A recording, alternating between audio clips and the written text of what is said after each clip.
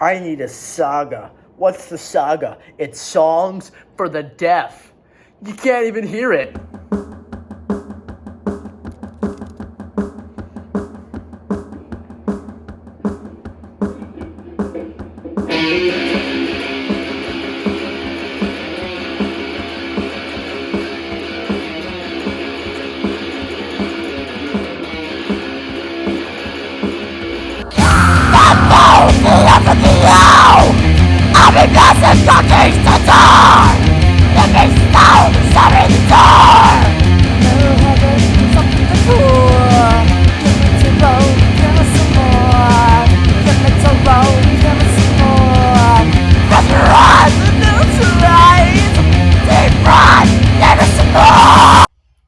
Okay, I thought I'd make some videos detailing how I made and recorded my cover album.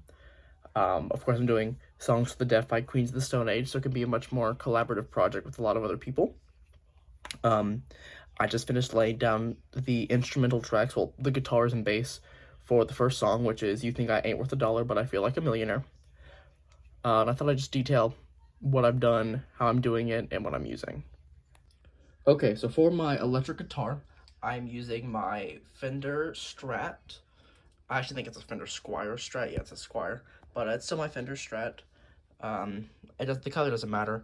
I'm using pretty much solely the bridge pickup for rhythm and the neck pickup for any sort of additional lead overdubs that are going to be in the center track. You can hear them pretty clearly during the chorus as a millionaire. All the knobs are cranked 10 all the time, so that's just max power. Now, my biggest fear with recording this thing and doing this as my capstone is that my computer doesn't have a lot of space, and so I'm scared that I'm not going to have enough storage in order to have all the tracks saved on my computer. Fortunately, I have a plan in which I'm going to take each of the project files, those are .aup3 files, and I'm going to upload them to two different places. The first of which being just my Google Drive. Pretty easy stuff right there. I can just take the file, upload it straight to Google Drive, it'll be in the cloud. Number two is the physical route in which I take it and I upload it onto this external hard drive. This hard drive, it's a pretty nice one. It used to be my dad's. It's got 1,500 gigabytes on it, so there's definitely space for it.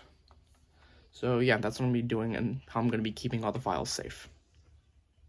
Now, of course, there's one major element that I'm leaving out, that of course being the drums.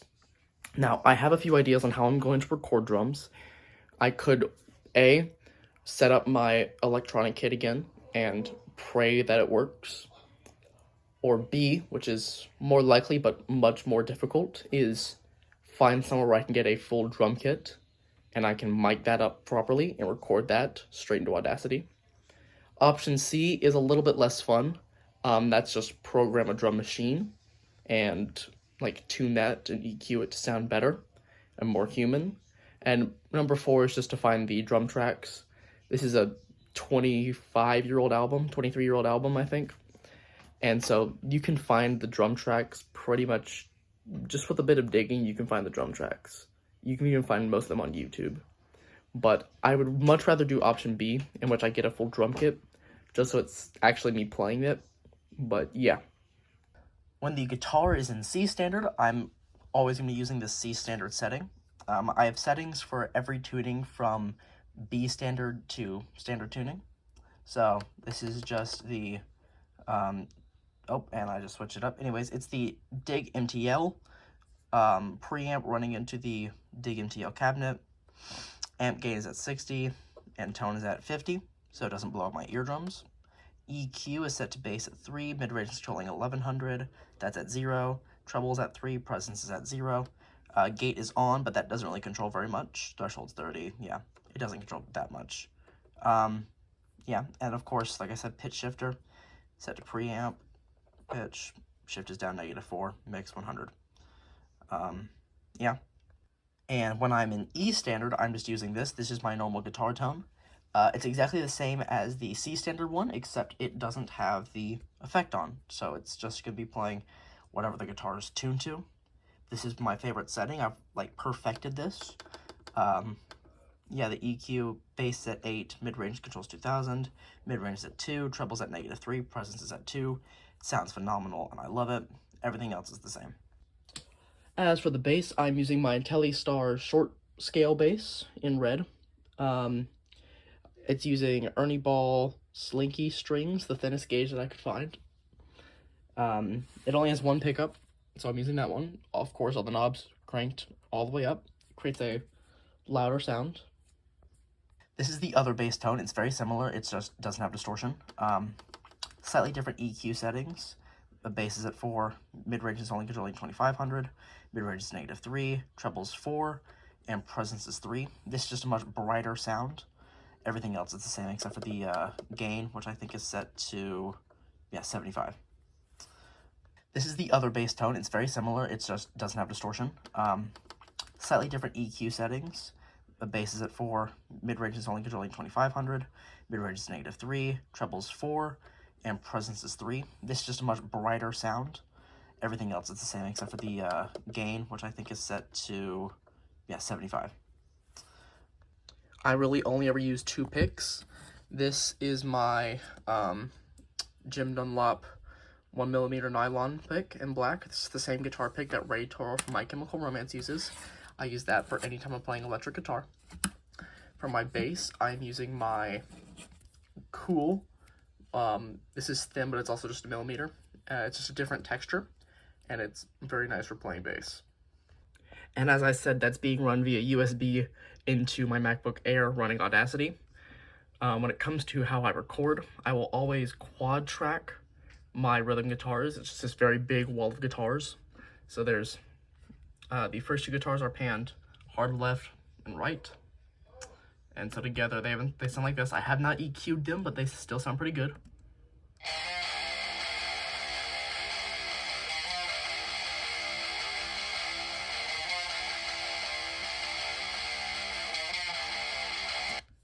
The second rhythm guitars are panned 75 right and 75 left, respectively. Just same thing.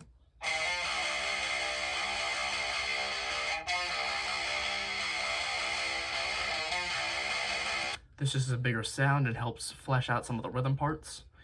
The lead guitars are the same thing, except I add a little bit extra distortion into the effects pedal.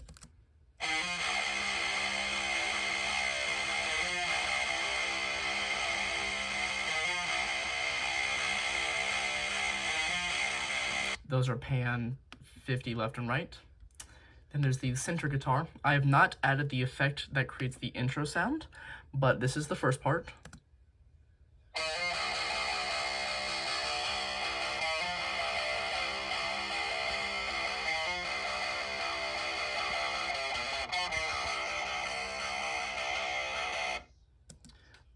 As you can see, the volume is quieted, so that way when the other guitars and bass come in, it's it's a sharp contrast.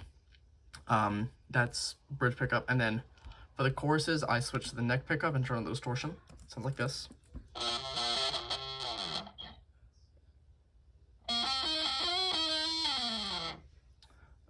It's pretty fun to do. And then of course the bass is that distorted bass tone, very harsh.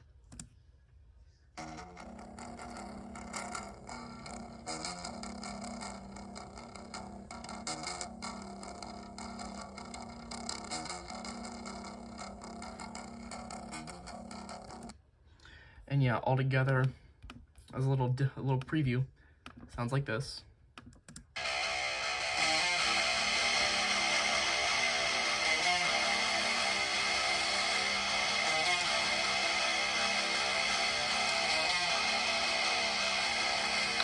But you gotta wait until I finish this to hear the rest of it. I have yet to record the vocals, but when I do record vocals, I record them using my Blue Snowball microphone. That's also just running straight into Audacity via USB. That's dangling down there. This microphone has been with me for a couple years. I've used it for all sorts of things, and so it's seen better days. There's a huge crack in it. There used to be a little LED right there that would, it was more of just a piece of plastic that would project the LED out, and there used to be a little logo here that said blue, but yeah, it still works great, still sounds fantastic, and this is what I use for all my vocal parts, and what I used to use before I started using USB to record my guitars. Oh, way, oh. There's harmonies there. Crap. Well, you get to witness something incredible. So what I'm doing right now, I am splitting the audio track where, like, there's a long gap of silence that I can cut and then go back to record, which I'm about to do right now. So let's do it. Oh, way, oh, first it giveth, then it taketh away. Oh, first it giveth, then it taketh away. Oh, first it giveth, then it taketh away. Oh, first it giveth, then it taketh away. Away, away, oh. That's a fun one. I'm pretty excited to do the backing vocals that are going to be in the right ear. It's a lot of whispers. I like doing the whisper vocals.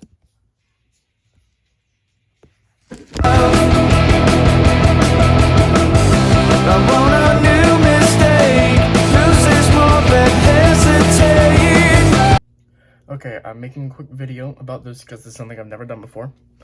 I have made a little sheet to help guide me through playing No One Knows. So, one thing to note about Queens of the Stone Age, they're pretty much their entire discography. They rarely, if ever, use click tracks. Their desert rock style doesn't really require a consistent, flat, strict tempo, and allows for a much looser feel, and so a tempo can speed up and slow down as it needs to progress the song, which is really fun to listen to, not so much fun to record to. So when I'm playing, for instance, with a moving tablature, it's not going to stay in tempo. However, if I make this, based off the tablature, I can just read what I have to play and then record the whole song. So I'm going to do this with the bass part as well, and I'm probably going to do this for the rest of the album.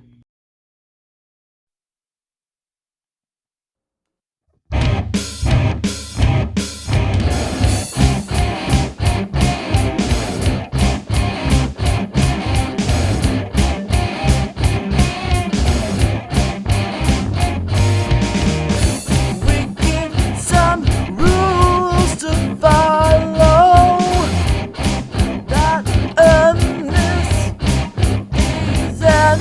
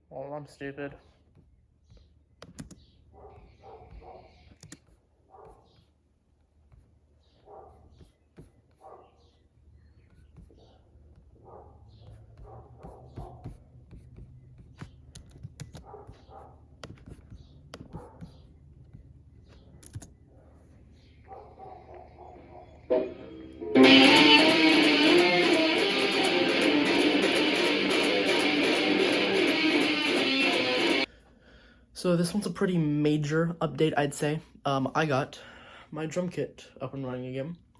It's electronic, and what I'm going to do to record it is the same thing that was done on the original album, which goes a little something like this.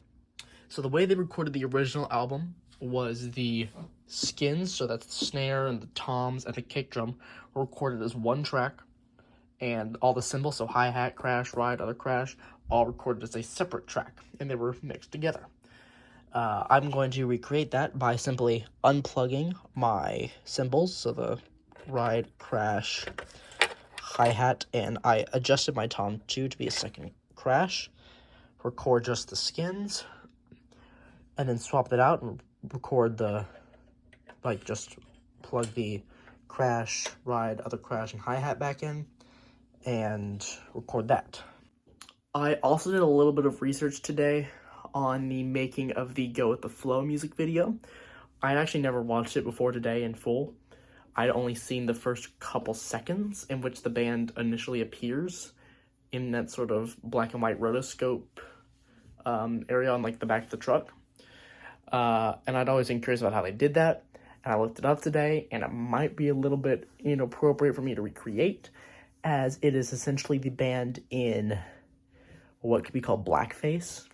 And surprise, surprise, I do not want to, do blackface.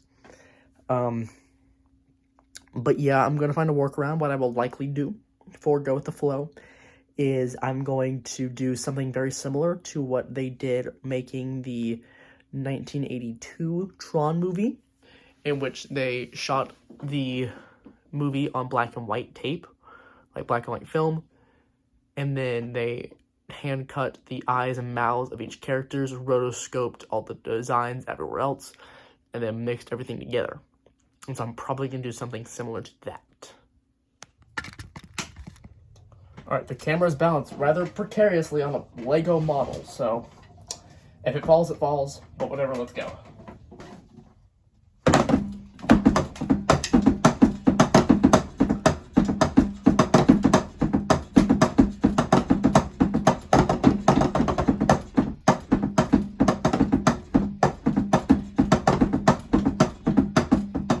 Here we go!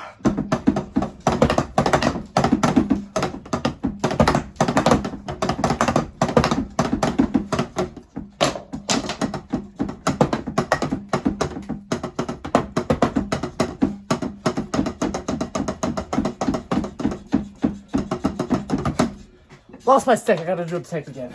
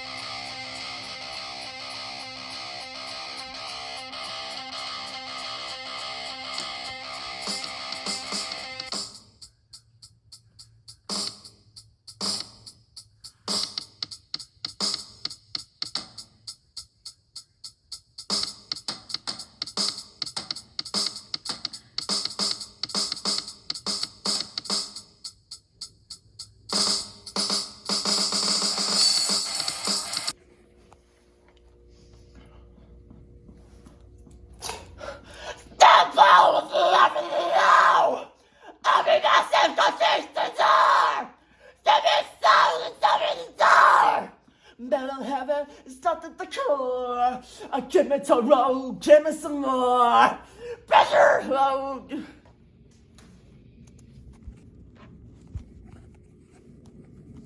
Okay, bit of a new update. I haven't made any of these videos in a hot minute.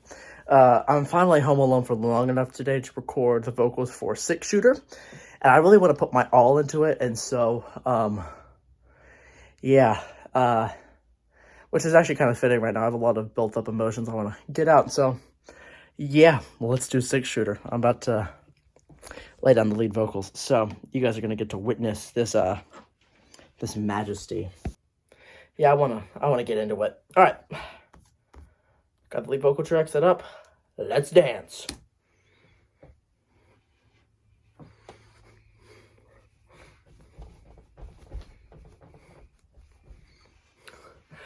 the size of dying lies. I'm on the side of the road. You gotta die. Yeah, yeah. Shout, shout, shout, shout.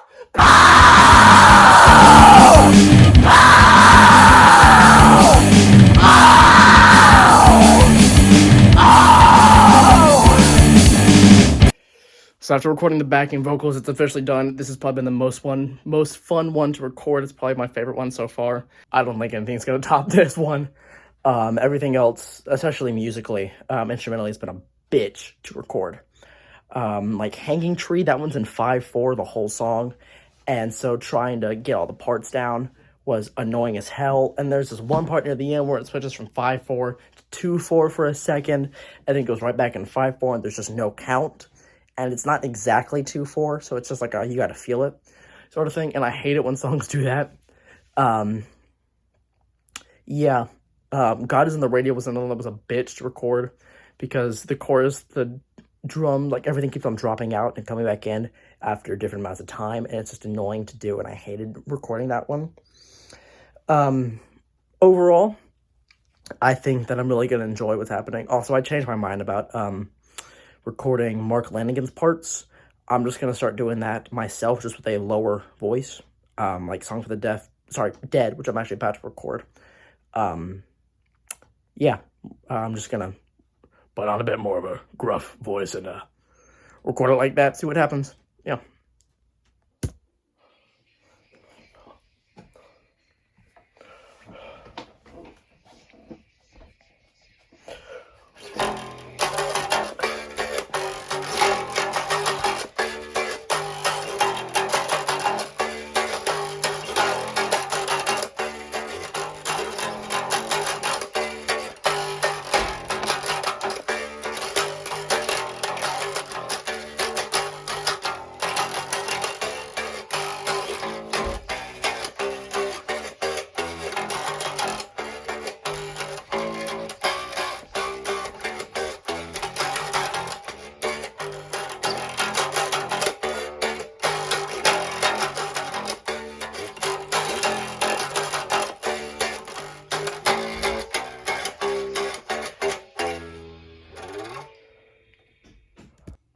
My pinky's bleeding. I can now officially say I put my blood, sweat, and tears into this project. Over on you.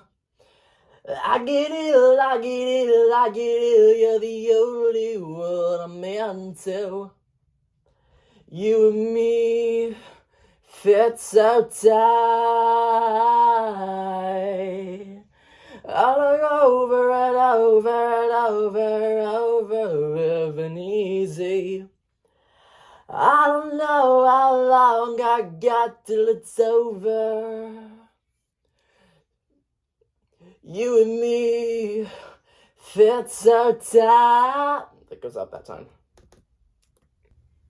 Okay, I'm about to record Mark Lanigan's bridge on A Song for the Deaf.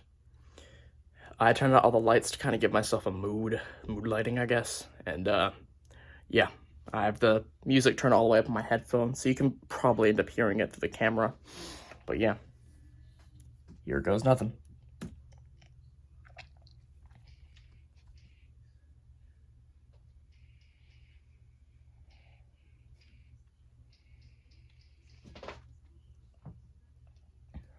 Blood can go get fucked.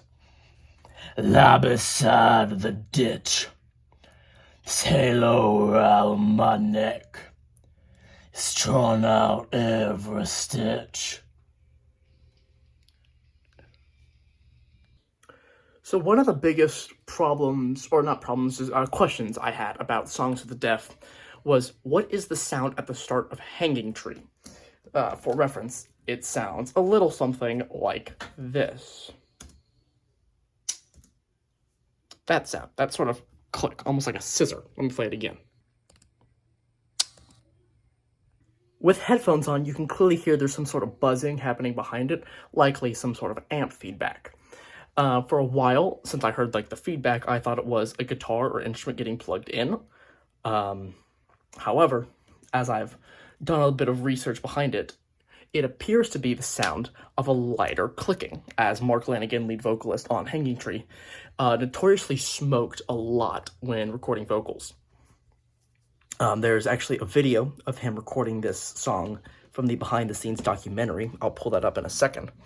And he has a cigar or cigarette in hand while recording this one. In the summer sun, as we two are one, sway. So, yeah, that's pretty cool. However, the problem is, I don't smoke. I don't plan on smoking. And so I have to find a workaround. However, because I live in a standard American household, I have a lighter. It's not the same type of lighter that Mark Lanegan would have used. He would use one of those sort of like little pocket ones that you sort of spin the wheel. Those have a proper name, but I don't use one of those because I'm scared too. I'm scared I'm gonna like burn my thumb when I do that. But yeah. So I'm gonna record this part of Hanging Tree in a second. Fun fact, I don't really know the words to Hanging Tree, so I gotta pull them up in a different tab, because I do want to record more parts, and I want to record me igniting the lighter. So, let's dance. I missed it. I didn't have the lighter ready. Hold on, I'm gonna set this down, so I can have the lighter ready, and still be able to press record.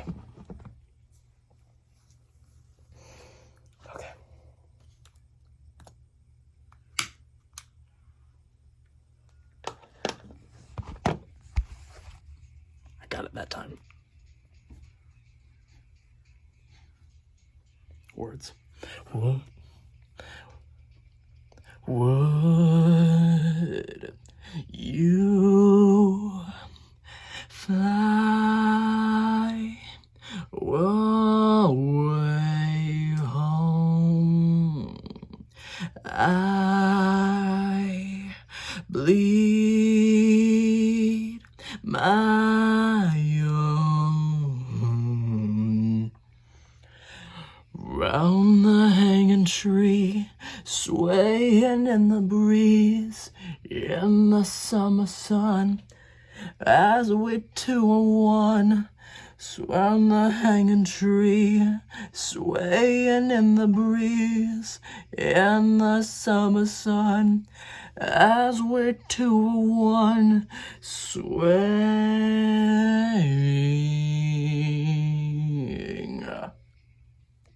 Another quick video as I'm recording my favorite song on the album, Another Love Song. This is the penultimate track on the album.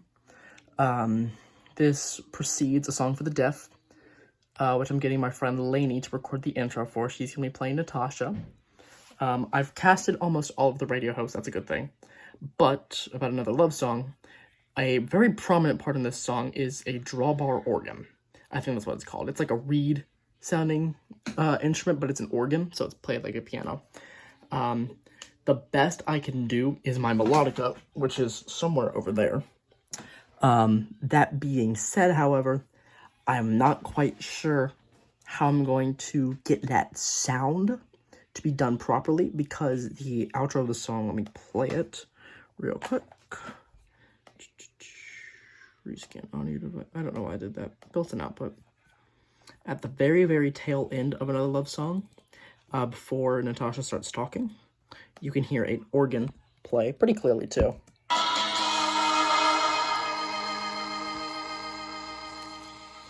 and that fades into Natasha's outro slash intro for A Song for the Deaf.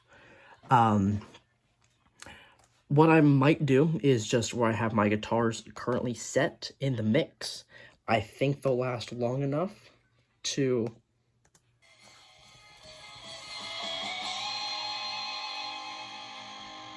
Yeah, I think I'll be fine. But yeah, that's my update on the Love Song. Like I said, that one's my favorite on the album, so I'm super excited to get to record this one.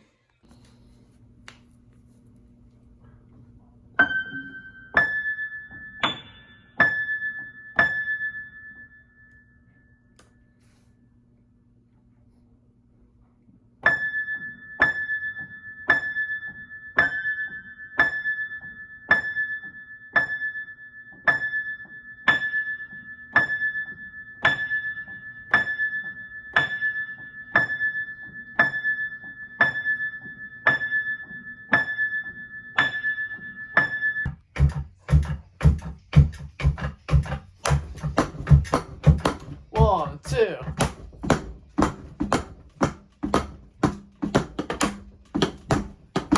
One, two.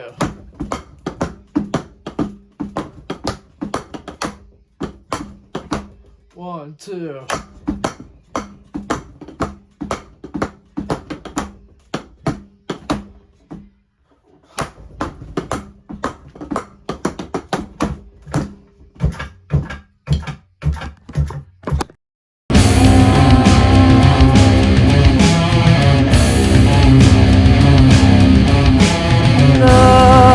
Nobody's coming down the hall.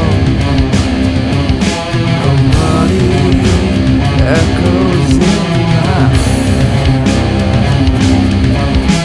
head. So right now I'm at my garage recording guitar right to my amp, tuned down to C. Right now we're recording just an extra center guitar for Song for the Deaf, and I might record an extra center guitar for No One Knows as well after this. This will stay up, you'll be able to see me do it. Alright, here it goes. We're starting from like the bridge.